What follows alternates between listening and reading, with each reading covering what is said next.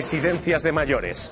Las claves les va a adelantar el acuerdo que van a firmar el Gobierno y las comunidades autónomas. Un acuerdo que está pendiente de formalizar únicamente, pero que va a cambiar cómo son esas residencias. Va a fijar máximos. Se acabaron las macroresidencias. 120 mayores por residencia. Ese va a ser el máximo. Y va a fijar mínimos de asistencia médica, sanitaria y sociosanitaria, para que haya al menos un número de personal por cada número de mayores. Les vamos a contar todo lo que viene después de haber visto y vivido toda la pesadilla que hemos vivido.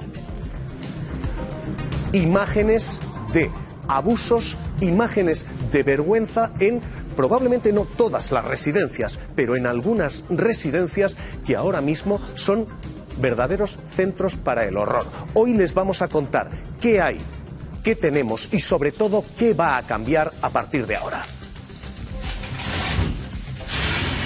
¿Qué tal? Muy buenas noches. Este es el documento que les vamos a adelantar hoy. Este es el texto que van a firmar las autonomías y el Gobierno, pendientes ahora mismo de formalismos. Este es el documento que vamos a mostrarles con todo detalle y con sobre todo las cifras que contiene. Ya les digo, de momento hay dos conclusiones. Esas dos conclusiones son: se acabaron las macroresidencias y se acabó la infradotación. Les vamos a contar todo eso enseguida.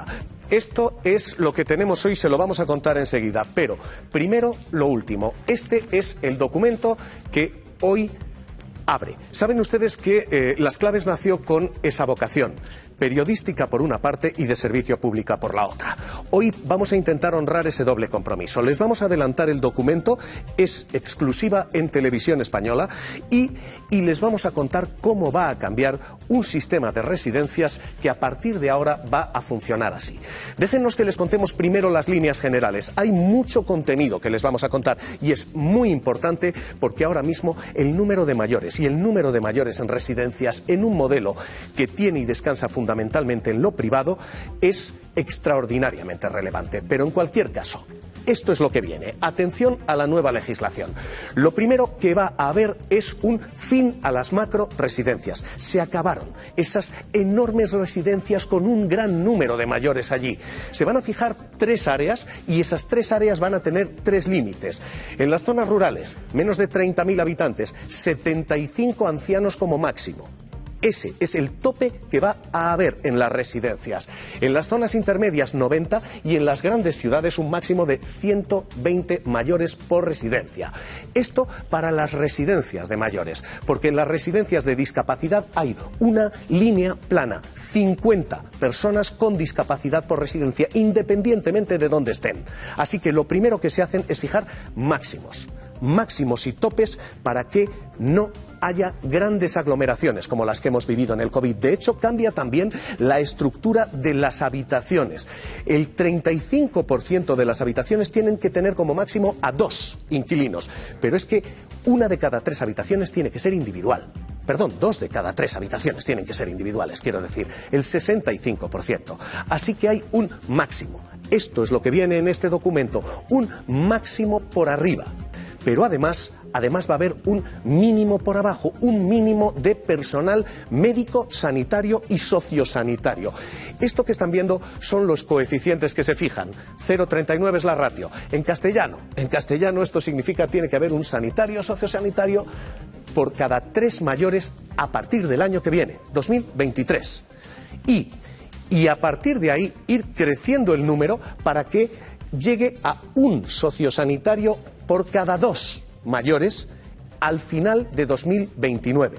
Esto es lo que va a regir en las residencias de mayores. En las residencias de discapacidad esa ratio va a ser todavía menor. Un médico, una enfermera, un enfermero, un sociosanitario por cada 2 residentes, que irá aumentando el número y la dotación médica ha de ir aumentando para llegar a 1,7. Todo esto es lo que viene y esto es lo que ahora mismo, según fuentes de esa negociación, están a punto de firmar Gobierno y comunidades autónomas. Faltan formalismos, pero se pretende evitar esto que van a ver, las historias de pesadilla que hemos vivido en ese sector, en el que hay ejemplos de buena gestión, pero hay lamentables ejemplos como estos que van a ver. En mayo de 2021 mi padre entró en la residencia de Domus Vi, Chantada. No entró muy contento, pero con muchas ganas de vivir. Y en 8 meses, por el maltrato que le dieron en dicha residencia, se nos fue. Mari Carmen denuncia que la residencia le ocultó durante meses el grave estado de su padre. En noviembre ya estaba totalmente vendado, parecía una momia. A pesar de pedirlo por escrito en repetidas ocasiones, no le enseñan lo que hay debajo de esas vendas hasta el 28 de enero de este año, el mismo día que fallece. Me encuentro con dedos, talones necrosados, úlceras de grandes dimensiones en las piernas, en las manos, en los brazos, incluso en el cuello. El trato ha sido inhumano. Mi padre se muere con dolor, con hambre, con sed. Esta era mi madre un poquito antes del carnaval. Antes de la pandemia, Xavi visitaba a diario a su madre en la residencia Bertran y Oriola de Barcelona y vigilaba su cuidado. El 12 de marzo de 2020, el centro impide las visitas de familiares por el COVID. No se llegaba a los aseos, no se llegaba a los cambios posturales, porque no eran suficiente personal, pese a que nos decían que todo se estaba cubriendo normalmente.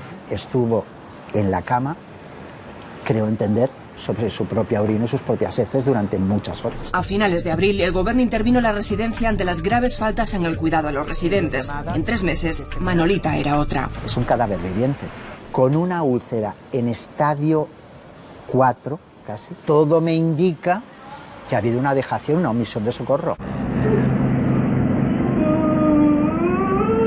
Veo torceduras en los pies, en rodillas, veo hematomas. En la residencia no me daban una respuesta satisfactoria a mis preguntas de por qué tenía esas lesiones. Me vi en la obligación de tener que poner un teléfono móvil para yo saber qué es lo que estaba pasando. Estas imágenes que estremecen salieron a la luz en 2018. El hijo de Josefa las denunció ante la Fiscalía y el caso continúa en fase de investigación. La casa del terror. Hoy podría haber mayores como José, Manolita y Josefa en esta misma situación, sin conocerse o denunciarse. Lo que les estamos adelantando hoy ha de cambiar ese modelo. Y es una de las cuestiones que, si finalmente son capaces de pactar, y ahora mismo todo apunta a que así va a ser, gobierno y autonomías, probablemente sea merecedora de lo que va a haber, un pacto de Estado. Tenemos esta situación. Déjenme que les presente hoy a nuestra mesa de directores, porque hoy hemos querido invitar especialmente a Infolibre. Daniel Basteiro, ¿qué tal? Muy buenas noches. ¿Qué tal, Javier? Porque ellos son quienes han estado liderando la investigación en torno a esto. Lidia del Canto, directora del diario Levante, ¿qué tal? Muy buenas noches. Casimiro García Vadillo, director del Independiente, buenas noches. Muy buenas. Voy a preguntaros enseguida, pero tenemos una mesa hoy especialmente cargada de autoridad, porque hoy sentamos aquí a discutir sobre el nuevo modelo a las residencias y a las familias, a quienes están a los dos lados de todo lo que va a cambiar.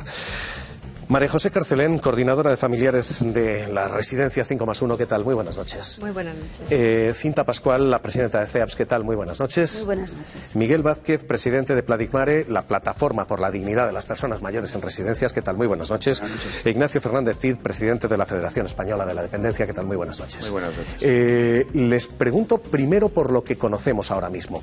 ¿Se van a fijar máximos? ¿No podrá haber ese gran número de mayores en algunas residencias y se van a fijar mínimos? ¿Esto cambia? ¿Esto significa algo para ustedes, quienes están a los dos lados de esto, familiares, residencias?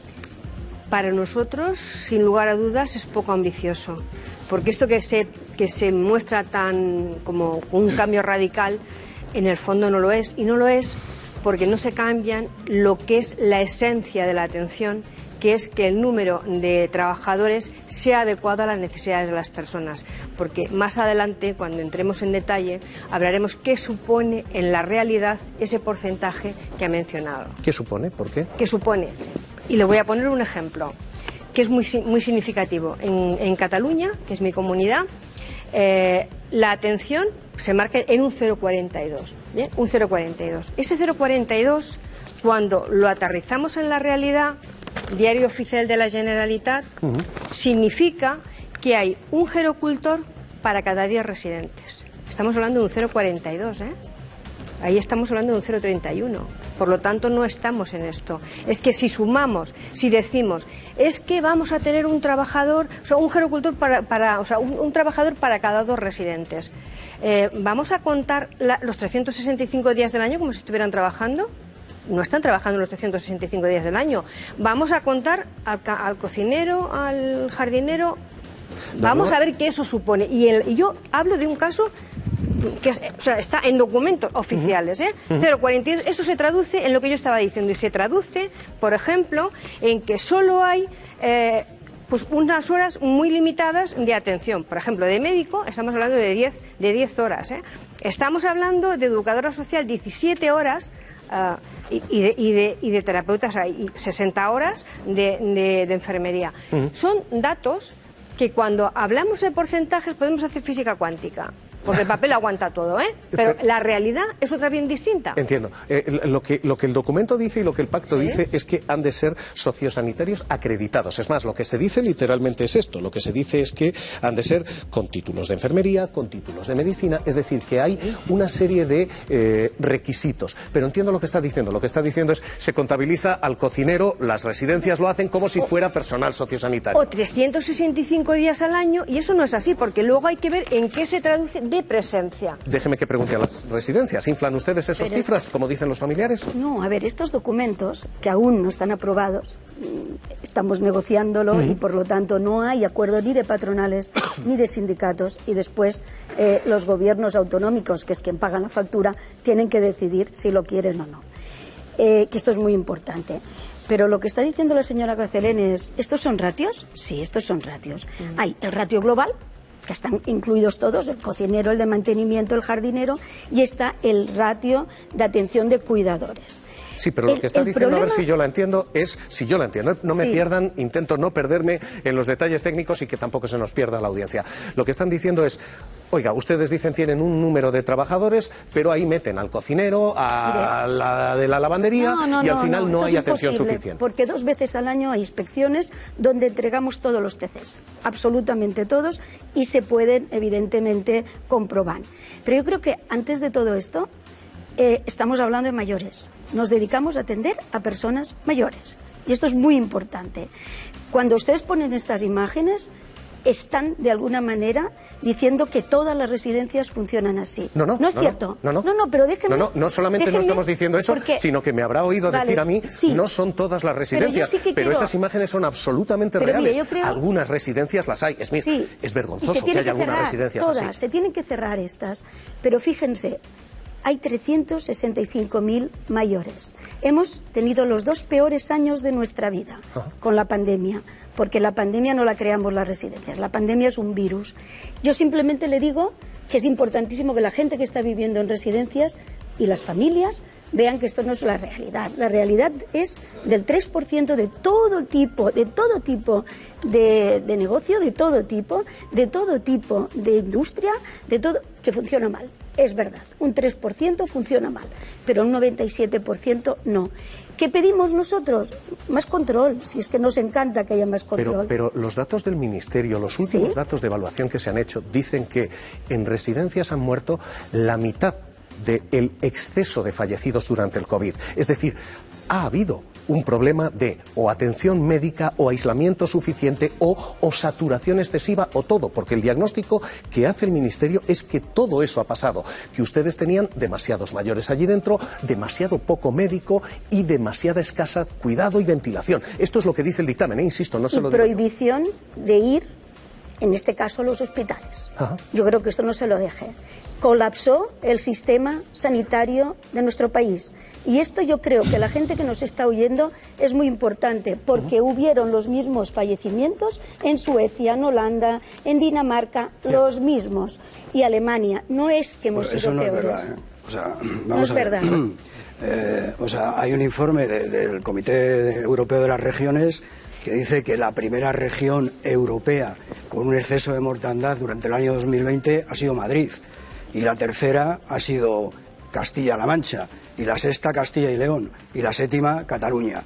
O sea que ha habido un exceso de mortandad en esas regiones. Dentro de un ranking de las 10 regiones de Europa con más excesos de fallecimientos, hay 4 regiones españolas. Encabeza Madrid, la tercera es Castilla-La Mancha, la sexta es Castilla y León y la séptima Cataluña, si no me falla la memoria. Pero yo quería decir una cuestión. Estamos hablando de cambiar el modelo de residencias.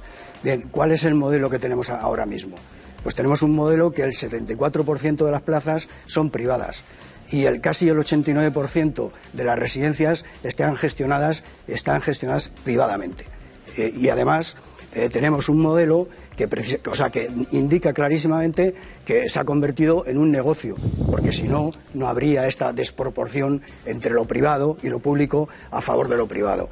¿Y por qué se ha convertido en un negocio? Pues por lo que estábamos diciendo, las ratios. Las ratios que propone el Gobierno mejoran lo que había hasta ahora a nivel estatal, que era el acuerdo del Consejo Territorial, que se hablaba de un 0,28. Estas ratios se está hablando de gerocultoras y del personal de atención directa. Pero es que el problema de estas ratios es que cuentan, cuando se dice que por cada residente tiene que haber 0,39 o 0,51, los residentes están las 24 horas del día y los 365 días al año. Pero el 0,39 de gerocultoras o de personal de atención directa y el 0,51 no están las 24 horas del día. Hay que dividirlo por 3, porque es que tienen 3 turnos. Entonces no es el 0,39 o el 0,51, hay que dividirlo por 3 y así va a seguir pasando lo que está pasando hasta ahora. Le voy a dar que la hay réplica, poco Cinta Pascual. personal. Le voy a dar la réplica por yo motivos creo que, obvios. por no confundir a la gente, es un ratio de personal. El ratio de personal, lo que se hace es ver exactamente cuántas horas hay de profesionales y a partir de aquí sale un número. No confundamos, es evidente que no trabajan los profesionales a todas horas, esto es evidente. Pero es que además, con el tema del ratio, nuestro país tiene 17 modelos. Hay gente en este momento con un ratio tremendamente inferior, 40 euros, y hay gente con 110. Este es el problema que tenemos. No hay 17 modelos. Hay un solo modelo, el del negocio. El del negocio. Bueno, hay solo modelo, que es el del negocio. Entonces, eso es lo que hay que cambiar. Y no estoy confundiendo a nadie. Es que el 0,39, no hay 0,39 trabajadores desde las 8 de la mañana hasta las 2 de la tarde, ni desde las 2 de la tarde hasta las 10 de la noche 0,39. No. Ese 0,39 hay que dividirlo entre 3.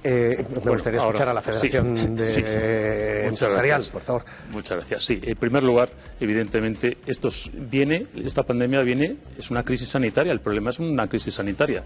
Y un sistema sanitario que nosotros considerábamos, porque nos lo habían vendido así a todos, que era de los mejores del mundo, colapsó.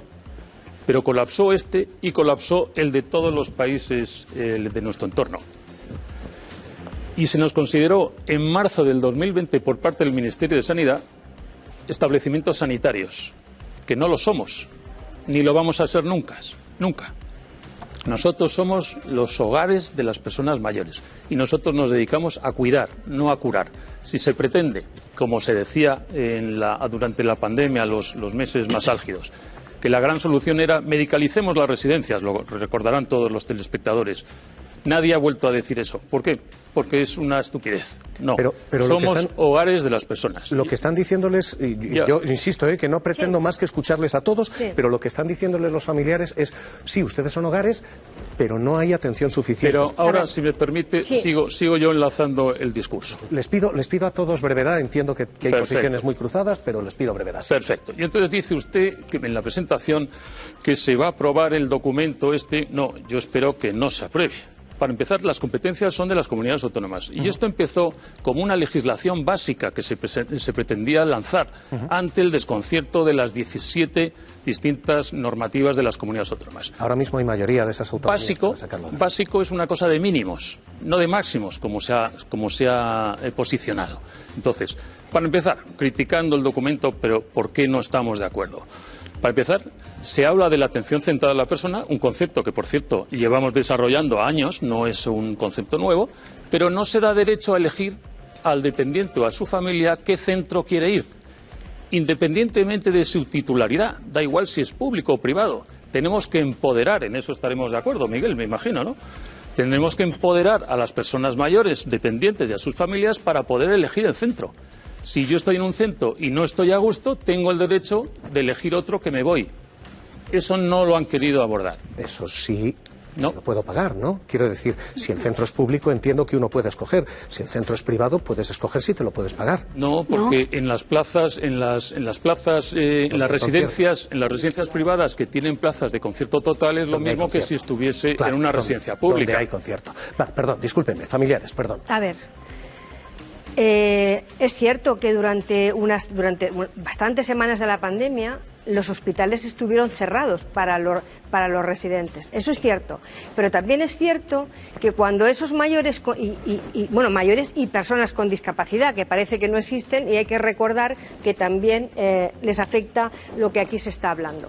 Bien, cuando esas personas consiguieron llegar a los hospitales, llegaron deshidratados, desnutridos, con llagas hasta los huesos. Me van a perdonar las empresas. Eso no lo hace la COVID, no lo hace el virus, lo hace la desatención. Y lo hace que antes de la pandemia teníamos unas residencias con una carencia absoluta de personal, absolutamente insuficiente para dar una atención digna a las personas mayores. Y esa es una de las causas importantes de lo que pasó, porque si ya teníamos poco personal, es evidente que cuando se pusieron enfermos, pues obviamente no hubo suficiente. Y no he terminado, si me permite a mí ahora, porque esta señora ha hablado mucho rato. Bien, yo lo que les quiero decir es que, a ver, podemos hablar de física cuántica. Yo vuelvo a insistir, las cosas no son como parecen. Y no son como parecen porque cuando, y lo he dicho antes, aterrizamos en lo que eso supone después trasladado a la práctica, no estamos hablando de ese porcentaje, ni muchísimo menos. O sea,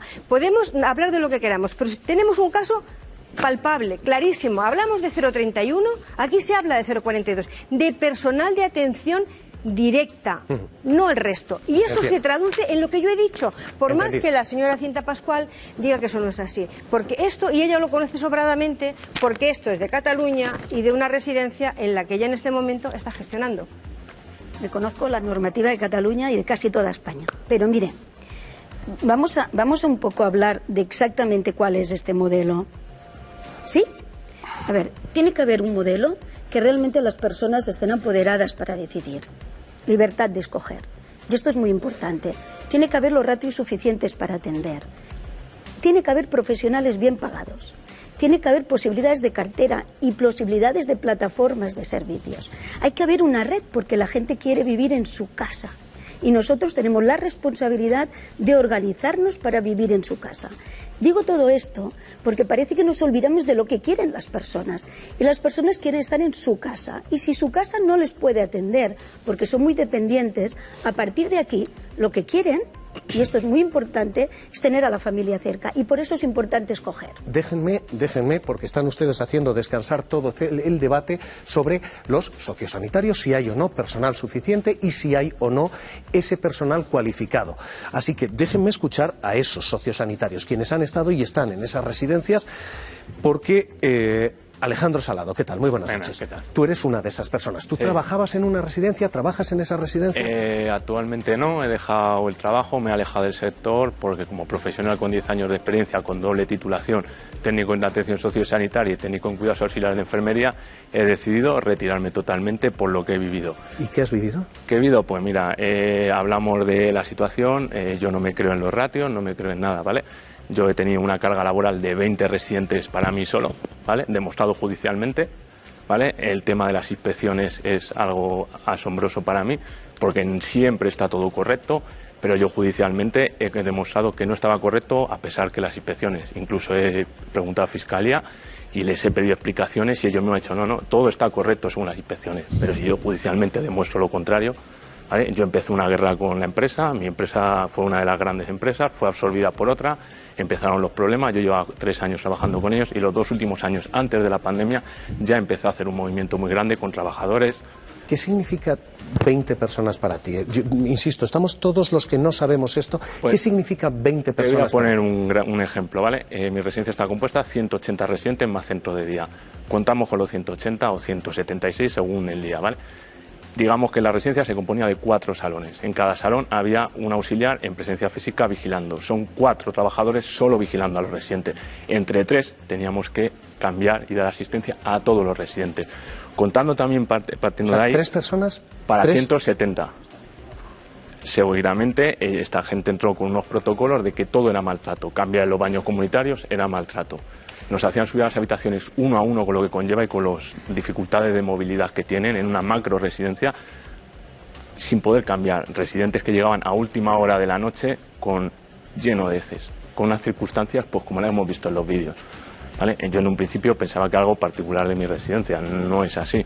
Yo estoy con plataformas, después de todo lo que he vivido me he unido a plataformas y he visto que algo muy generalizado, algo por lo que hemos sufrido muchas personas y algo que nunca se debería haber dado. ¿Tú te marchaste? Yo denuncié y no me hicieron caso. De hecho, en primera instancia perdí juicio, no me dieron la razón, no me ampararon, me costó encontrar abogado que me representara. Me imagino que tú has tenido a los familiares que van a decirte, oiga, no está usted cuidando a mi familiar. Me imagino que tú has tenido la tensión y el estrés de no ser capaz de... Yo, gracias a Dios, por mi forma de ser, aparte que siempre he regalado tiempo, porque nunca he llegado a poder atenderles en las condiciones que profesionalmente tenemos que cuidarles, siempre he tenido una mano muy estrecha porque siempre he ido de frente a los familiares. De hecho, la mayoría de familiares en mi entorno me han querido siempre. De hecho, he compaginado con ellos mi batalla personal junto con una plataforma de 52 familiares de 170 que han luchado a mi lado y tampoco se les han escuchado. En una residencia donde murieron 52 personas. Y vuelvo a decir, la pandemia ha sido una pandemia, pero ya había una pandemia estructural antes. Una pandemia que hemos denunciado muchos y no nos han escuchado. 52 personas muertas. 52, que es un dato que yo más o menos estimaba, pero fue confirmado por Fiscalía. Alejandro, gracias por estar con nosotros esta noche. Quería decir, si puedo, pues un poquito, no sé si tengo tiempo o no tengo. Sí. Vale, pues todo esto ha sido en plan, yo denuncié, en primera instancia no me dieron la razón, seguidamente reclamé, esto fue en noviembre, ¿vale? No me dio la razón, tuve muchos problemas de salud, tuve coacciones en mi trabajo, sanciones injustificadas, tocándome empleo, tocándome sueldo, fui diagnosticado trastorno adaptativo que yo nunca reconocí. Por decir y denunciar estos problemas. Por decir denunciar, por juntarme con compañeros, con familiares y por luchar por una realidad que creo que nos conviene a todos por el día de mañana y no sea un favor económico. Y luego, por otro lado, también quería decir que me uní a familiares, a varias plataformas, entre ellas Marea de Residencias y Verdad y Justicia, que, bueno, trabajo paralelo a ellos, pero yo sigo trabajando de forma particular por mi cuenta, siempre nutriéndome de toda la ayuda que me pueda ayudar la gente. Alejandro, gracias en serio, gracias por venir con nosotros esta noche. Digo que este es el modelo que se pretende cambiar. Permítanos que les contemos cómo más se pretende cambiar esto, porque el documento que el Gobierno y las autonomías ahora mismo prácticamente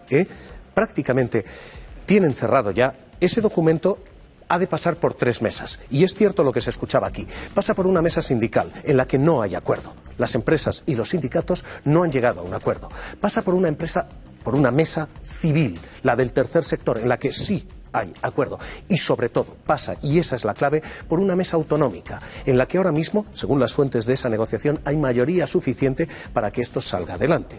Así que esto es lo que viene y esto es lo que cambia, porque lo que les hemos contado son los números. Va a cambiar también la forma de vivir dentro de esas residencias. De hecho, el documento que hoy les estamos adelantando aquí es un documento que dice que los mayores van a poder participar en órganos de decisión y que abre una ventana, la ventana de poder solicitar el testamento vital antes de entrar a esa residencia. ¿Esto qué significa? ¿Qué cambios vienen?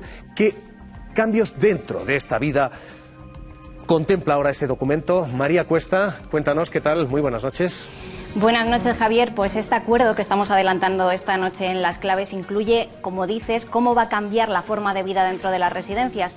Uno de los conceptos que quieren incluir es cómo crear unidades de convivencia, y estos serían como mini hogares dentro de las residencias, teniendo en cuenta las necesidades de las personas. También, de alguna manera, lo que quieren es promover la autonomía de las personas. Por otro lado, también lo que quieren es fomentar la participación de los residentes, dándoles voz, dándoles voto, para que ellos puedan votar de alguna forma cuáles van a ser sus rutinas o también cuáles van a ser los horarios de esos cuidados, de esa planificación de cuidados. Y por último, como decías, Javier, se quiere plantear ese concepto de testamento vital. Esto es un documento que se crearía y se redactaría con el residente para que el residente pueda dar la explicación de cómo quiere ser atendido en su fase final de la vida. Un acuerdo, una voluntad que tendría que ser respetada por el centro y también por los familiares. Estos son algunos de los conceptos que estamos adelantando esta noche de ese texto que ha sido redactado por el Ministerio de Asuntos Sociales. Pido lectura y pido balance. Gracias, María. Pido lectura y pido balance aquí. Sí, para empezar, esto es que sigo sin estar de acuerdo. La calidad que damos en las residencias hoy por hoy es más que notable. Y así se demuestra en las encuestas de satisfacción que nosotros hacemos a todos los residentes y familiares una vez al año. Y así se puede demostrar en las reseñas que nos ponen en los centros en Google. Es totalmente público y transparente. Ahora bien, ¿cómo vamos a estar de acuerdo? ¿Cómo no vamos a estar de acuerdo en una mejora de los servicios del sistema de cuidados? Todos estamos a favor de una mejora, porque es que nosotros también tenemos familias y tenemos familiares en residencias y además aspiramos también a ser mayores y a que llegue nuestro momento y que nos puedan cuidar. No podemos estar al margen. Ahora bien, perdón. Los familiares están dando golpes allí con la cabeza diciendo no. Sí, pero lo que no se puede pretender es sacar un modelo que es un modelo ideal, que funciona muy bien en los países más ricos del norte de Europa, pero a precios de aquí, porque eso es lo que no cuadra. Fíjese que estamos hablando de 170 euros de coste al día por residente. A nosotros nos están concertando a 54. Pero hay comunidades autónomas, por ejemplo, Asturias, está a 43 euros. Hay que ser realista con lo que tenemos. A 40, Extremadura.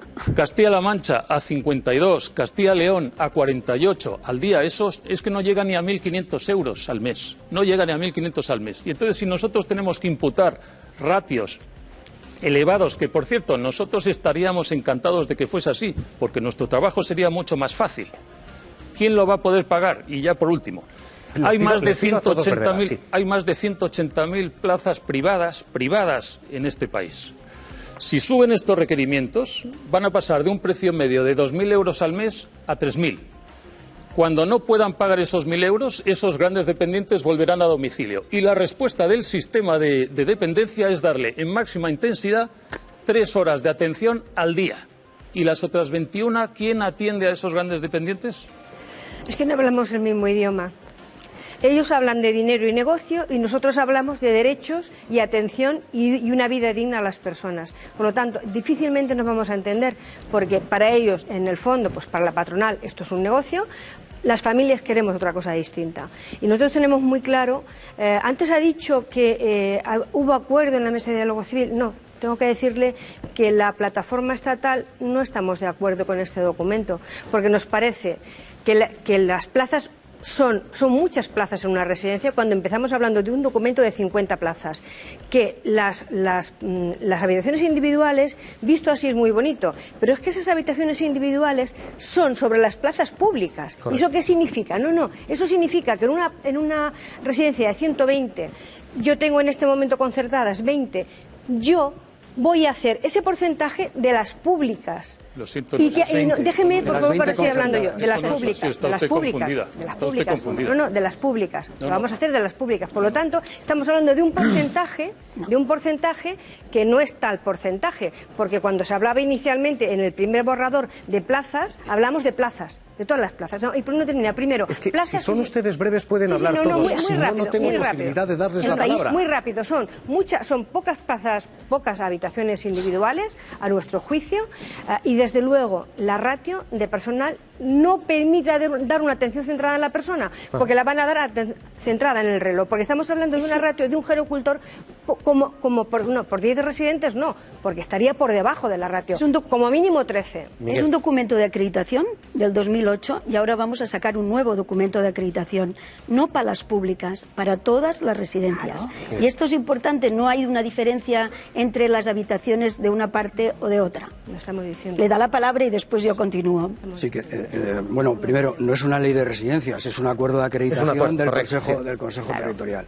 La Sociedad Española de Geriatría y Gerontología ha dicho que con las ratios actuales no se llega a 88 minutos de atención al día a las personas mayores. 88 minutos. Y nosotros hemos considerado, y como se está considerando en muchos países, por ejemplo Canadá, son 3 horas de atención al día y es una ratio del 0,85. Nosotros hemos calculado que para dar una atención como es debido a las personas mayores, que eso es lo que tenemos que pensar, no en lo que vamos a cobrar para que resulte rentable el negocio, sino cuál es la atención que tenemos que dar a las personas mayores. Hemos calculado que para dar una atención de 5 horas al día, a las personas mayores que van a tener un grado de dependencia 2 o grado de dependencia 3, es necesario una ratio del 1,12 y está proponiendo el Gobierno en ese documento una ratio como máximo del 0,51.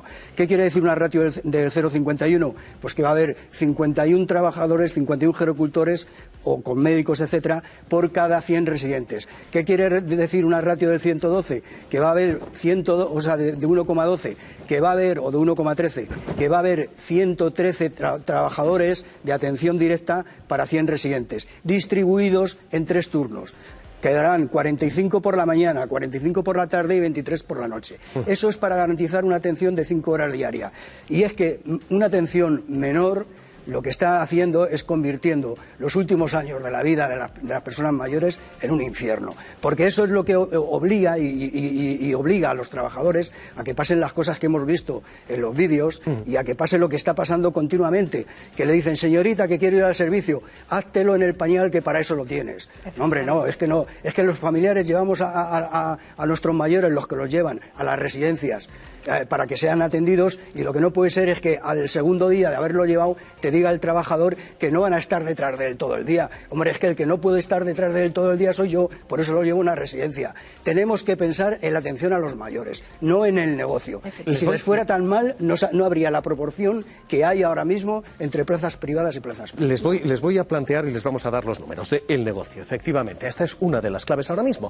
Y vamos a contarles exactamente lo que tenemos, porque ahora mismo el negocio de las residencias en España es efectivamente un negocio fundamentalmente privado, en el que las empresas dicen la rentabilidad es escasa y en el que quienes pagan al otro lado dicen el precio es excesivo. Lo que tenemos es esta evolución de plazas, una evolución de plazas que ha sido muy notable y que ahora mismo nos deja a esto: un país en el que 5 grandes grupos, estos, Domusvi, Orpea, Vitalia, Vallesol y Sanitas, mueven prácticamente 4 de cada 10, el 40% prácticamente de las camas que tenemos disponibles.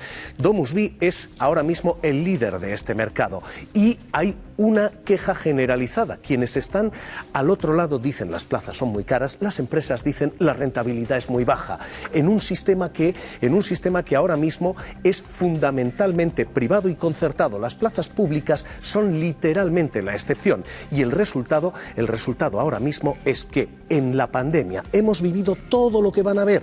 Insisto, este no es el retrato de todas las residencias, pero estas residencias son parte del retrato y lo que hemos visto es esto. Investigación, comisión. Indignación, impotencia, porque ves que hemos estado luchando estos 2 años y fuera de reuniones que hemos tenido con altos cargos no ha habido un cambio real y veloz sobre qué es lo que ha sucedido, no se ha dado explicaciones tampoco. ¿En qué momento mi padre ha perdido sus derechos a la sanidad? ¿En un momento determinado podemos decidir quién vive y quién muere? ¿En qué país vivimos? Se vino a plantear que los recursos eran limitados y entonces había que decidir, ¿no?, en quién se empleaban esos recursos y en quién no. Si nos llega una pandemia ahora mismo, ¿haríamos lo mismo? ¿No dejaríamos que los mayores que fueran en silla de ruedas entraran en un hospital? Deberíamos pedir perdón todas las personas que hemos tenido responsabilidades públicas. ¿Cómo trabas? Bueno, yo pienso que ella se dejó morir. Creo que mi madre murió de tristeza. Empezó a dejar de comer, dejar de hablar. No la mató el COVID, la mató la situación que derivó del COVID, la mala gestión de la pandemia. Yo tenía que salir a la calle con la policía en la puerta, porque no me dejaban salir, Le daban a la policía un protocolo antiguo, ¿no? Pues ¿dónde dice que yo no puedo salir? Yo vi mucho desamparo. Llegaban, te daban el desayuno, ¡fua!, desaparecía todo el mundo. Lo que fue abril y mayo, todas las noches. Cajas y cajas y cajas y cajas. ¿Eso quién lo publica? ¿Quién lo dice? Los familiares están bastante defraudados. ¿Por qué? Porque se están archivando denuncias o querellas sin una investigación mínima. Hay que eliminar las cláusulas de confidencialidad de los contratos de los trabajadores. Si se hace eso desde el minuto 1, se termina con muchas de las malas praxis que se producen hoy en día en las residencias. Hay que insistir mucho que las administraciones públicas efectúen su labor de control de calidad y de sanción de cualquier tipo de mala praxis. Que estoy pasando hambre, ¿vale? ¿Quieres que te diga más? Pues no me voy a una residencia, lo siento. Yo no voy a abandonar a mi abuela en una residencia o en cualquier otro sitio. Ella no se puede defender, la voy a defender yo. La empresa me va a tener enfrente, plantándole cara a la asistencia residencial, ¿no? Tenemos vida y tenemos derecho a tener una vida digna, ¿no? Y sí, no nos pueden robar esa dignidad. Que no voy a dejar que nos la roben, no. Y esas familias, que son quienes han de pagar un modelo fundamentalmente de concierto o privado, hoy siguen protestando. María Pérez, cuéntanos. ¿Qué tal? Buenas noches, Javier. Estamos aquí con Mercedes, con su madre Aurelia. Aurelia es enferma de Alzheimer, tiene 83 años. Y Mercedes hace cosa de 3 años, una cosa así, la sacó de la residencia pública en la que estaba Mercedes porque tú considerabas que no estaba atendida como se merece una persona gran dependiente como tu madre. No, había 2 personas que les atendían a 25. En casa tenemos mi hijo y yo todo el día con ella. Y no damos abasto, o sea, es inviable que 2 personas en cada turno, aunque sea, puedan atender a 25. O sea, es que no les pueden ni dar de comer. Cuando la sacaste, Mercedes, tú fuiste al médico y en ese informe médico te dijeron que estaba desnutrida y deshidratada. Es que yo la saqué porque tenía una bacteria mortal. La llevé a analizar el día que la saqué y era una bacteria de esas que son gravísimas. La pusieron un antibiótico y me la traje a casa ese mismo día. Aquí se le pasó en 15 días y ya no la volví a llevar. Una de las cosas que tú denuncias también de la residencia en la que estaba es que tu madre era alérgica a una crema que le ponían para las escaras. Lo avisaste en continuas ocasiones, sí, pero seguían utilizándola. Sí. El primer día que yo fui, avisé a la jefa de área que mi madre tenía alergia a ese tipo de cremas secantes que les ponen para la humedad del pañal. Y el primer día se la pusieron. Entonces era día sí, día también, que tenía una escara. Las escaras son algo muy peligroso porque aunque sean pequeñas, las pequeñas son más dolorosas que las grandes. Y aunque sean pequeñas, una vez salen son difíciles de quitar. Entonces yo sabía cómo se la podían quitar porque había un enfermero que me había indicado, el hombre este sabía mucho, y yo se lo sugería, entonces se ofendían también con eso. Con lo cual mi madre tenía la escara 2-3 meses, o sea, y no, estar sentada en una silla era muy, muy doloroso para ella. Tú la visitabas todos los días, ¿no? Sí. O sea, que podías ver cómo estaba ella y cómo era esa evolución. Sí. En alguna ocasión la habías encontrado sola también en una habitación sin vigilancia. Había una zona donde estaban normalmente los internos, que estaban o viendo la tele, tal, estaban donde comían también era, y yo solamente una vez les vi con una cuidadora, el resto del tiempo siempre solos. Sí. Ahora ya, Mercedes, estás con tu madre desde hace 3-4 años y nos asegura que aunque es duro, aunque es un sacrificio, sí, te compensa porque nos dice que su madre ahora tiene, bueno, pues otra mirada, otra alegría, ¿verdad? Sí. Gracias, María. Cuidaos, un abrazo, Mercedes. Quiero venir a la mesa de directores. Habéis estado absolutamente respetuosos, pero Basteiro, Manuel Rico, vosotros habéis liderado parte de esta investigación. ¿Cómo lo estáis leyendo? ¿Cómo lo veis? Sí, se ha dicho antes, ¿no?, que no se debe generalizar y que ha habido problemas. Creo que la cifra era un 3% de las residencias, ¿no? Y hemos sabido todos esos problemas, sobre todo por los familiares, por las plataformas, por los trabajadores y por los periodistas como Manuel Rico en Infolibre, que ha ido destapando información exclusiva al respecto. ¿Sabéis por qué no hemos sabido, o por la vía por la que no hemos sabido lo que pasaba en algunas residencias? Por la inspección. En la investigación de Manuel Rico, pues explica un poco cómo estamos ahora. 2019. Trabajaban en toda España 219 inspectores, un funcionario por 1.686 plazas. En algunas comunidades, como en Extremadura, un funcionario por cada 3.500 plazas. En Galicia, un funcionario por cada 2.788 plazas. Esto es insuficiente. En el acuerdo que se propone, en el último borrador, no viene un ratio de inspección. No. ¿Cómo es posible que no venga un ratio de inspección cuando se trata de saber lo que pasa en las residencias? Hay aspectos verdaderamente interesantes y yo creo que es un avance este acuerdo que actualiza uno de 2008, pero se habla de el número de plazas, 120. No es tanto el número de plazas que tiene que ser reducido, sino que se viva en unidades de convivencia, que sea como un hogar, porque es su hogar el de las personas mayores. Se plantea, ¿no? Se plantea, pero no suficientemente, es decir, que sean mini casas donde vivan 10, 15 personas mayores, con un personal que sea estable. Claro, con estos ratios es muy difícil. Se habla de un 65% de habitaciones individuales. No es razonable que una persona que es trasladada a una residencia, que es su casa, tenga una habitación individual, salvo que viva pues con su pareja o decida no vivir. Y una cosa muy importante, pues y con esto termino, son tantas cosas. ¿Qué pasa, Javier, con las residencias que ya hay? Porque en España hay 5.200 residencias a las que no se les aplicaría, por ejemplo, el número de plazas, solo para las nuevas. Es decir, vamos a convivir con un modelo donde se están dando pasos que creo que son insuficientes para las nuevas residencias, y las más de 370.000 plazas en 5.200 residencias que ya hay van a seguir funcionando así, sin EDIE, sin siquiera un periodo de transición, sin que esto se plantee. Dejadme preguntar al secretario de Estado. Está escuchándonos Nacho Álvarez, secretario de Estado de Asuntos Sociales. Nacho Álvarez, ¿qué tal? Muy buenas noches.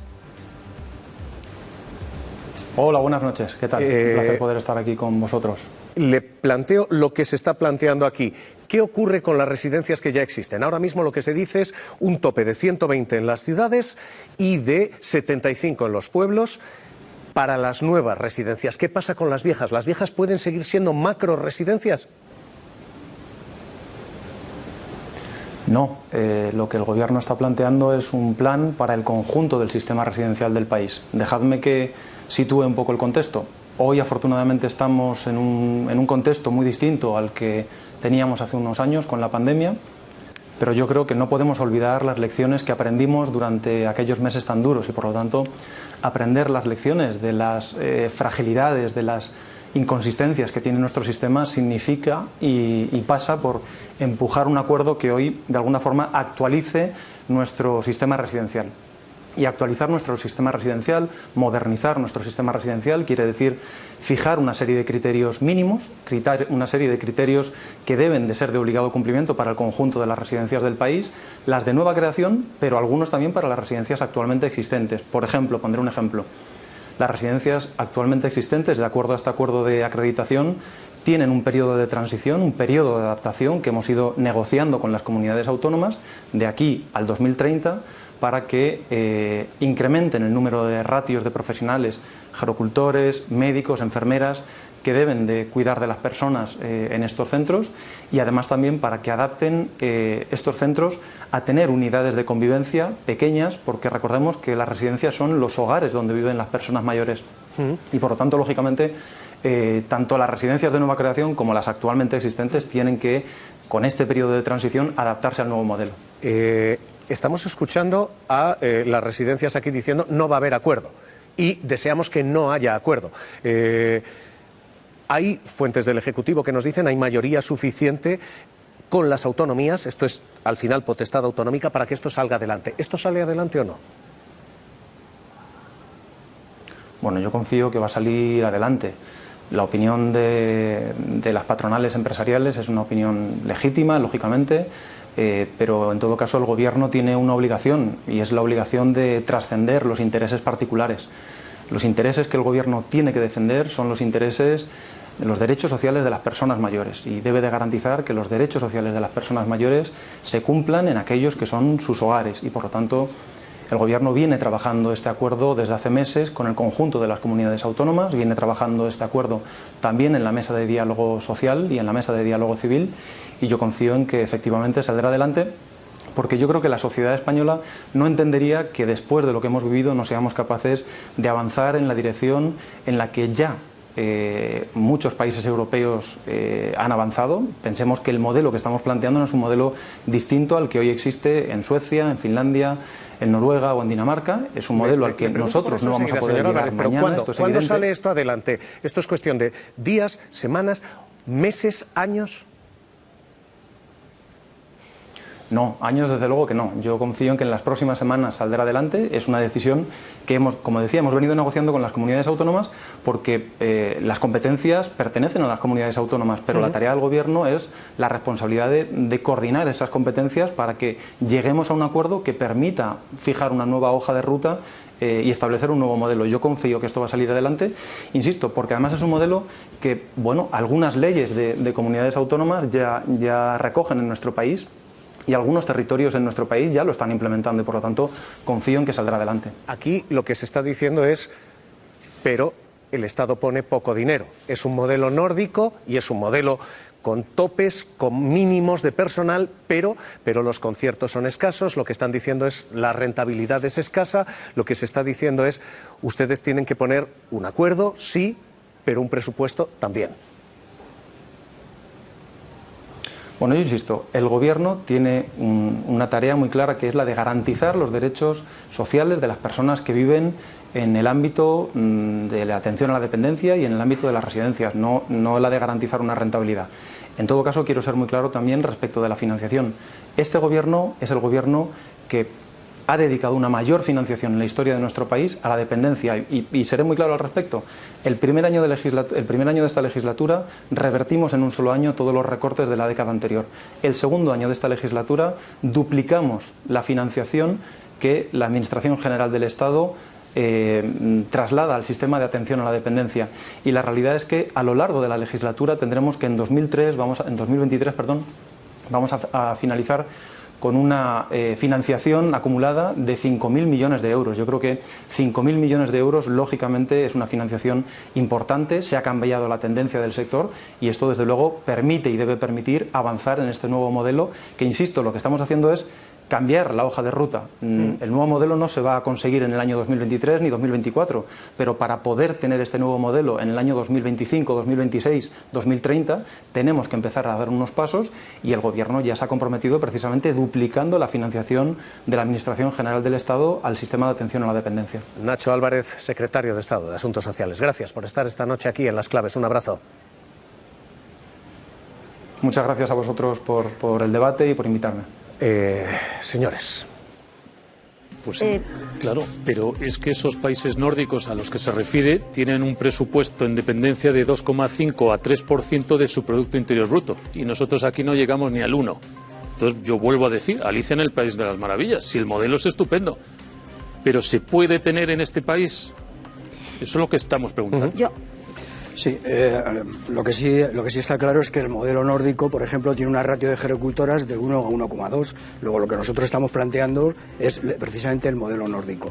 Entonces, claro que se necesita más financiación, por supuesto que se necesita más financiación y se necesita tener un gobierno con una voluntad política de invertir precisamente en residencias. Los impuestos están para eso, para redistribuir la riqueza y para ayudar a los que menos tienen. Entonces, si hay un gobierno que tenga voluntad política, seguro que habrá dinero suficiente para revertir. En fin, residencias están diciendo esto va a cambiarlo y les va a hacer a ustedes más cara la plaza. Sí. Bueno, claro, es que lo que tenemos que ver como sociedad es si las necesidades que tenemos de plazas residenciales las vamos a seguir dejando a que sea la iniciativa privada la que las construya, o vamos a presionar a las administraciones de las comunidades autónomas para que hagan planes de creación de residencias públicas, que es lo que nosotros estamos planteando. Javier, familiares, empresas, y quiero escuchar a los otros directores. Hoy están siendo extraordinariamente disciplinados. Yo diría que uno está faltándoles a la educación. Les pido mil disculpas. Escucho y seguimos. Vale. Sí, yo podemos hacer cosas muy bonitas. De atención centrada en la persona se lleva hablando hace muchísimo tiempo, pero como bien decía Miguel, la atención centrada en la persona requiere personal suficiente. Nosotros decimos que está bien el modelo, que hay muchísimas cosas a mejorar indudablemente, porque por ejemplo el tema de la representación de las familias no está en absoluto resuelto, ¿no? Pero consideramos que esas ratios de personal no van a permitir hacer esa atención centrada en la persona, porque para poder estar y atender a esas personas y saber qué quieren y en qué momento lo quieren, por ejemplo, es evidente que necesitan más personal. Y si ahora estamos, por ejemplo, en Cataluña en una ratio de 1/10, pues eso es absolutamente imposible. Y yo creo que no tenemos que confundirnos. El sector quiere lo mejor, pero lo que no estamos de acuerdo de ninguna manera es que se hizo una ley de la dependencia diciendo que el 50% lo pondría el Estado y el 50% las comunidades autónomas. Hoy es un 80% las comunidades y un 20% el Estado.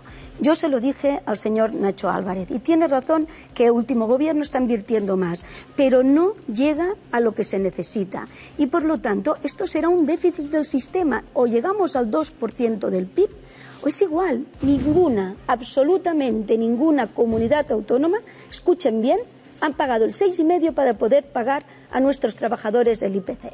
Por lo tanto, esto sí que es un problema real, que no podamos actualizar ni los salarios de los trabajadores. Lo que tenemos es esto.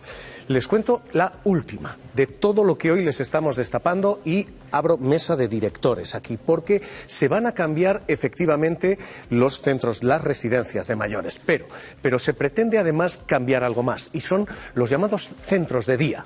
Los centros no donde viven los mayores, sino a los que acuden los mayores. Y este es el modelo que viene en ese sentido, porque aquí también se van a plantear cambios. Estos son los nuevos centros de día. Para empezar, obligatoriamente en suelo urbano. No van a poder estar fuera de las ciudades. Lo que se pretende es literalmente que vivan en los núcleos de convivencia, es decir, que los mayores que vayan a ellos puedan ir andando. Con una máxima de plazas de 50 plazas por centro de día y con un horario de apertura de 8 de la mañana a 8 de la noche, con obligación de tener wifi y con obligación de tener transporte público, pese a que, insisto, la recomendación sigue siendo que estén dentro del centro urbano. Y de nuevo, con ratios de personal, para que haya una persona sociosanitario médico atendiendo a al menos 4 mayores, 1 por 4 en los centros de mayores, y en los centros de discapacidad 1 por cada 3. Esto es lo que viene, y la pregunta es presupuestaria, y la pregunta es, ¿hay dinero para pagar esto? Bueno, para empezar, como no, yo por lo menos no he podido hablar en todo el tiempo, he estado escuchando atentamente estas opiniones este debate tan interesante, ¿no? Yo lo que les querría decir es que yo he tenido un familiar durante bastante tiempo en una residencia de mayores con una enfermedad grave. Sí, yo lo he vivido de cerca. Y este familiar ha estado muy bien cuidado. O sea, quiero decir que dar esas imágenes que hemos dado, nosotros en El Independiente hemos publicado casos escandalosos de código penal, pero no se puede dar la idea de que las residencias son maltrato, porque no es verdad. Entonces, yo creo que está un poco desajustado el debate.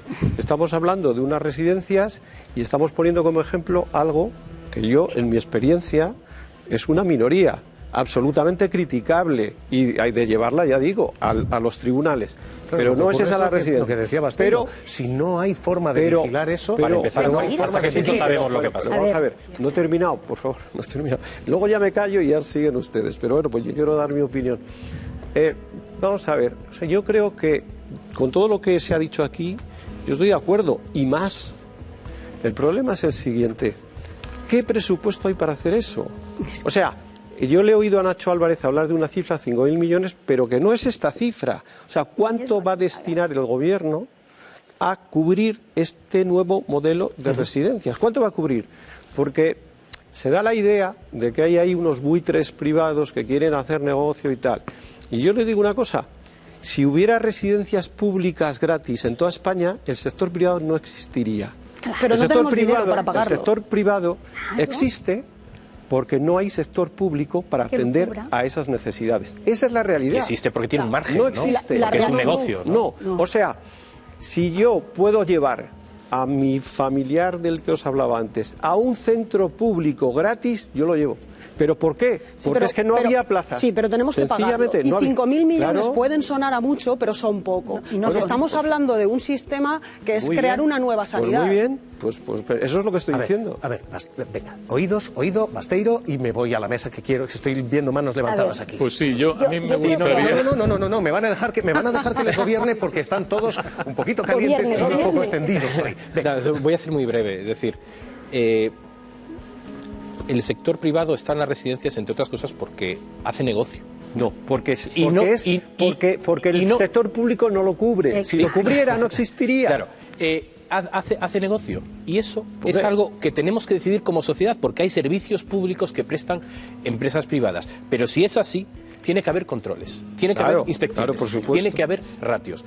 Buena parte de los grandes grupos de residencias de este país, de los más grandes grupos, están controlados por, en algún caso, algún fondo de inversión, por algún fondo inglés, vemos lo que está pasando, cómo están invirtiendo en el sector residencial. ¿Pero tú qué propones? Fondos ¿Cerrarlos? de inversión. Con lo cual, Miguel, aquí hay un negocio. ¿Tú qué propones? ¿Cerrarlos? Lo primero que tenemos que decir como sociedad es el peso de lo público en la residencia. No. Igual que tenemos... Perdóname, Casimiro. Lo primero que hay que decidir 10 segundos. es si este servicio lo tiene que cubrir entero el sector público. Bueno, vale, ahora lo cubre en una muy mínima parte. A poner dinero. Y eso es una pregunta que nos tenemos que hacer. En la política hay que hacer las cosas que son posibles, las deseables. Oye, todos deseamos todo lo más, lo mejor. ¿Sabes qué pasa, pero lo Casimiro? posible, ¿cuál es lo ¿Sabes posible? qué pasa, Casimiro? Que algunos estamos un poquito cansados de que nos digan no se puede.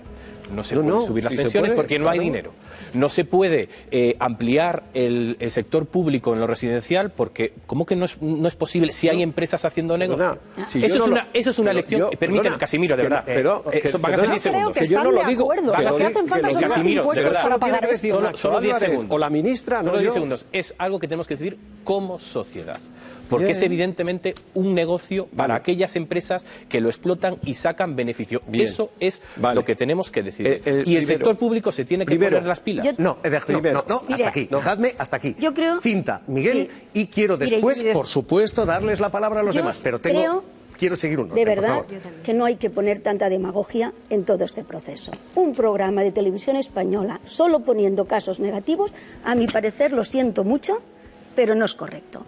Hay que salir bueno y malo. Perdona, y una cosita. No me creo que no hayáis encontrado gente, como decía Casimiro, que están contentos. El 97%. Lo que no va es a debatir con el programa. Yo la invitamos con toda la cortesía. Permítame.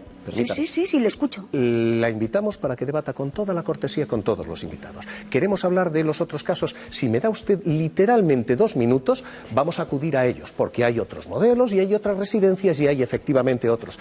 Y le adelanto, como usted bien conoce la escaleta, que la acusación es injusta porque usted sabe lo que viene ahora, porque se lo han contado antes de empezar el programa. Así que, insisto, yo le agradezco el debate, pero le diría debate allí, no aquí. Vale. Y dicho esto, adelante. Pero dicho esto, hay un montón de casos de gente que está muy contenta. Yo creo, y esta residencia que ha salido era pública, no pongamos demagogia en lo público, no lo hagamos. Esta residencia que ha salido ha dicho... es pública, estaba en una residencia pública. Yo creo que hay que defender el buen servicio por encima de todo. Pongamos cámaras, hagamos más inspecciones, busquemos arreglar cuál es el servicio correcto. Mejores ratios. Aquí, claro que sí, y mejores muchas cosas más. Aquí nos van a encontrar. Lo que simplemente estamos diciendo es, no pongamos una plaza que vale 4.000 euros y que al mismo presupuesto, y lo está diciendo el secretario de Estado, no lo saben ni las comunidades autónomas lo que tienen que pagar.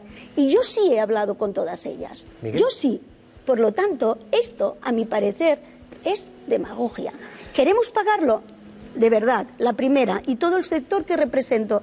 Pero no digamos que no queremos. Claro que queremos. ¿Cómo no vamos a querer aquellos que nos dedicamos a cuidar? Yo entiendo que no hay demagogia, porque los que hemos tenido o tenemos familiares en las residencias, cuando han tenido que acudir a los hospitales, todos entran desnutridos y deshidratados.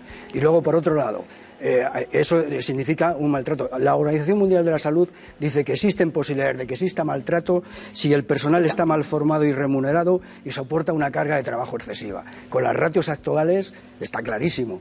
Que está mal pagado está clarísimo, el salario mínimo interprofesional, y que está mal formado, la pandemia lo ha demostrado, que está mal formado, porque claro, sale más barato que tener a personal mal formado. Las comunidades autónomas, o sea, no es que lo público no quiera, no, es que ha habido una dejación de funciones por parte de las comunidades autónomas. Han dicho que esto significaba un excesivo dinero y han dejado que se convirtiera en un negocio. Y vosotros que sois periodistas, Kapuscinski dijo que cuando se dieron cuenta de que los medios de comunicación eran un negocio, la verdad dejó de ser importante. Pues en las residencias ha pasado lo mismo. Cuando se han dado cuenta de que es un negocio, quienes han dejado de ser importantes han sido las personas mayores. No sé, hoy les digo lo de siempre, no le peguen al pianista, no disparen al pianista. Están ustedes los dos, las residencias diciendo este programa está sesgado, ustedes diciendo esto, si lo estamos planteando nosotros, si les hemos invitado a las dos partes para escucharles precisamente, insisto, si yo estoy diciendo... no disparen al pianista. Déjenme acudir efectivamente a ese otro modelo. Y Y vamos a cerrar, porque vamos pasados de tiempo y excesivamente generosos con todos los tiempos ahora mismo.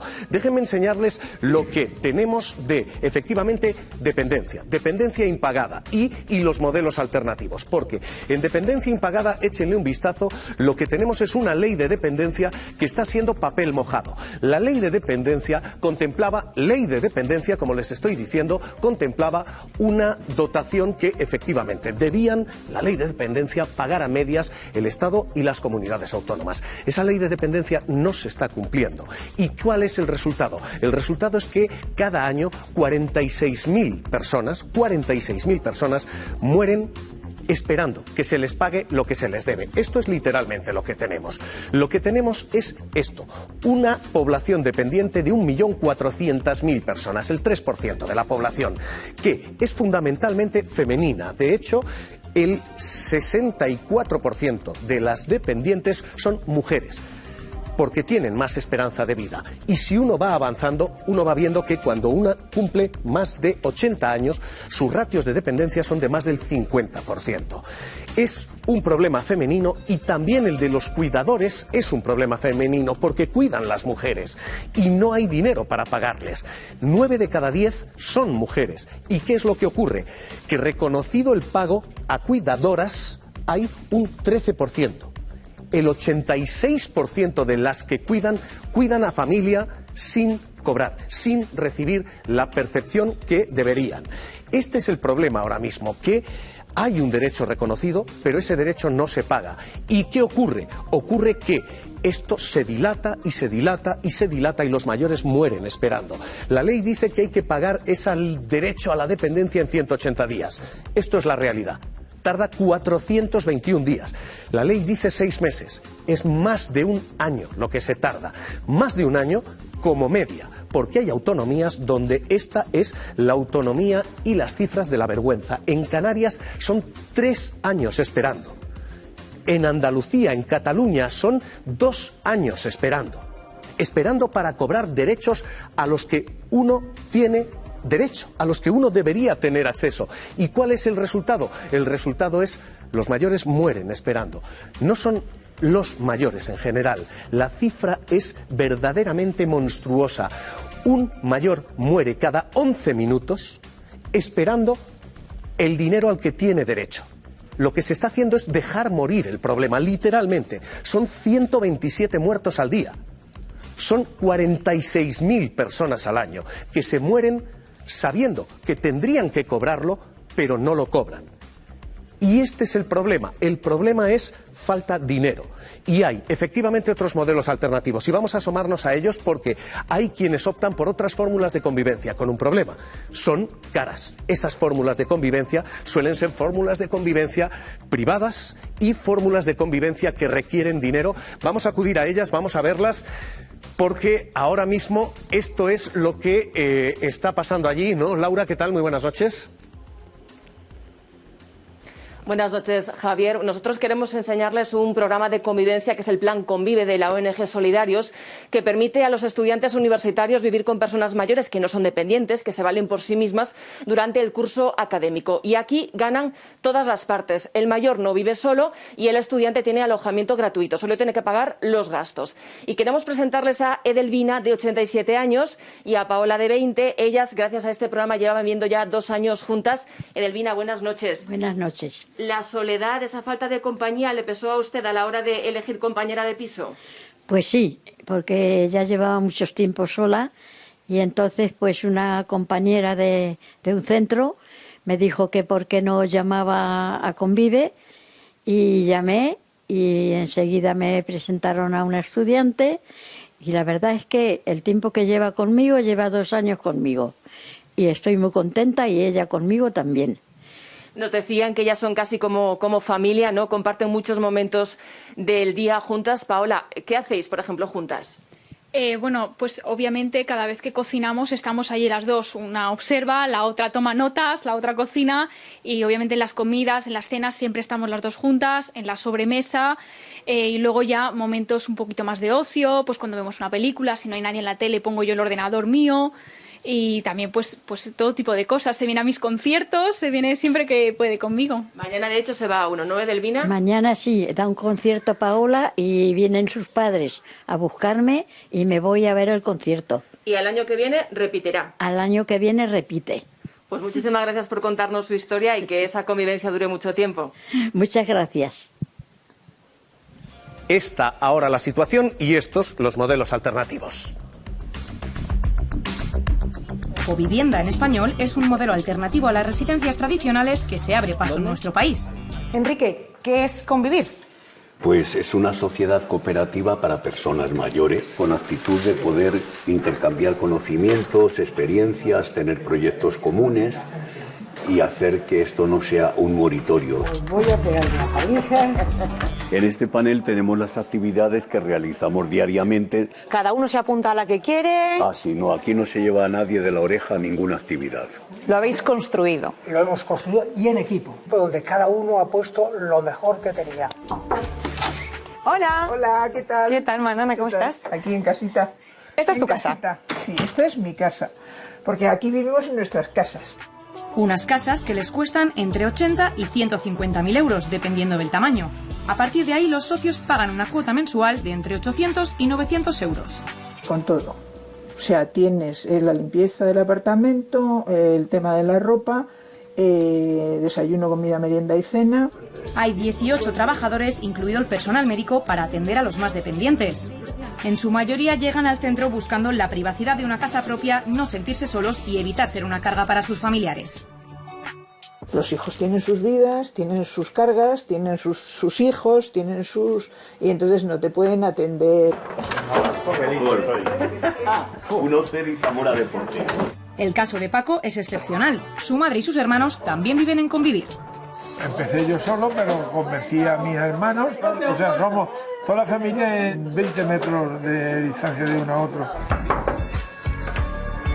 Hola, ¿qué tal? Sandra, ¿cómo estás? Bien, aquí. Ahí está Paquita sentadita esperando. Cuidando de Paquita, ¿verdad? Sí. Otra de las alternativas más comunes a las residencias es la de contratar asistencia domiciliaria. Paquita, ¿y tú por qué decidiste tener a una persona en casa en lugar de irte a una residencia? Porque estoy aquí mucho mejor. Y me da miedo de ir para una residencia, puesto que lo del COVID está todavía ahí. Y yo pienso que en casa está mejor. En las residencias corre. Y no se puede así trabajar. No puedes darle un trato bien a una persona mayor. Sandra pasa 4 horas con ella, pero Paquita tiene Parkinson y está considerando tener una persona interna en el futuro. Ya les digo que hoy estamos extendiendo este tiempo, así que les pido a todos brevedad para concluir. Empresarios, Federación Empresarial, Ignacio Fernández. Muy breve. La realidad que se está poniendo de manifiesto aquí no se corresponde con lo que está pasando. El 93%, venga, vamos con ello. El 93% de las personas refiere que están satisfechos o muy satisfechos con los servicios que prestamos. Bueno. 2. El modelo de colaboración público-privado en este país está funcionando estupendamente y esperamos que siga funcionando. Estos modelos, lo que nos falta es que las administraciones lo regulen y saquen su norma, porque nosotros estaremos encantados de desarrollarlos. Pero no son una alternativa a la residencia, es para otro tipo, en las personas mayores, en otro estadio de su vejez. Es decir, más pensando en personas entre 65 y 75-80. Pero es un gran modelo. María José Cárcener. Bien, yo sí que considero, por supuesto, que las residencias son un negocio. Y la prueba está en que tenemos aquí a todos, creo que todos los fondos de inversión del mundo, por algo será. Y sí que considero, y coincido plenamente con Miguel, que indudablemente necesitamos equiparar lo público y lo privado. Nosotros siempre vamos a estar a favor de lo público. Y consideramos además que la tormenta perfecta es privatizar servicios y no tener inspecciones. Y para nosotros es gravísimo que de ese documento haya salido el establecimiento de un mínimo de inspectores. ¿Por qué? Porque eso es lo que permite controlar qué pasa dentro. Porque, pese a que no se quiera ver, el maltrato es mucho más allá de que yo te pego. Si yo no te cambio un pañal y eso a ti te provoca una infección y no te cambio en todo el día, pues es evidente que eso es maltrato en estado puro. Por tanto, necesitamos más público, necesitamos y, por supuesto, inspecciones. Que eso es uno de los grandes fallos del sistema, sin lugar a dudas. Yo quiero poner soluciones de esta lista de espera digitalización del sistema, ya lo hemos dicho, y una prestación express. Una persona con menos de un año de esperanza de vida tiene que tener en 3 meses ya la valoración de la dependencia y una prestación express. Colaboración público-privada, sí, con transparencia, sí, con herramientas de calidad, sí, con cámaras en toda la residencia, pero evidentemente con controles. Miguel Vázquez, familiares. Nosotros apreciamos los esfuerzos del Gobierno en el acuerdo de acreditación y creemos que se está caminando hacia la línea correcta, pero hay que reequilibrar la desproporción entre lo público y lo privado. Y además, no solamente hay que reequilibrar esa desproporción. Perdón. Sí. No, que decía que apreciamos los pasos que se están dando. Entendemos que en la buena dirección. Ellos han detectado que había que mirar a las personas mayores a la hora de adoptar soluciones, a la hora de hacer el diagnóstico de lo que pasaba, pero a la hora de materializar y hacer soluciones vuelven a mirar a los que están dominando el sector, que son las empresas. Y entonces, claro, esas son las deficiencias por las que nosotros no podemos apoyar el conjunto del acuerdo de acreditación, aunque apreciamos y aprobamos pues que haya un protocolo de maltratos, que haya la atención libre de sujeciones, etcétera, etcétera, muchos avances que figuran en ese acuerdo. Y yo, me van a perdonar que les diga 2 cosas. Lo primero, gracias por haber venido, por mantener un debate cívico, educado y por poner lo que estamos intentando poner aquí, un ejemplo de que la discrepancia no lleva a la confrontación ni a la mala educación. Así que se lo agradezco en primer lugar. En segundo lugar, agradecerles y pedirles que, más allá de los tiros al pianista, se den ustedes cuenta de que llevan 1 hora y 20 minutos en prime time discutiendo sobre un asunto que me da la sensación de que no leerán en muchos medios de comunicación. Así que uno les agradece los tiros, pero hay un compromiso público en esta casa y en este programa. Y les digo, creo que lo hemos satisfecho y cubierto. Y creo que les hemos escuchado a todos con pluralidad. Y tres, que, insisto, en cualquier caso, les agradecemos a todos que hayan dedicado su tiempo a exponer sus posiciones. Gracias y muy buenas noches. Muchas gracias. Muchas gracias.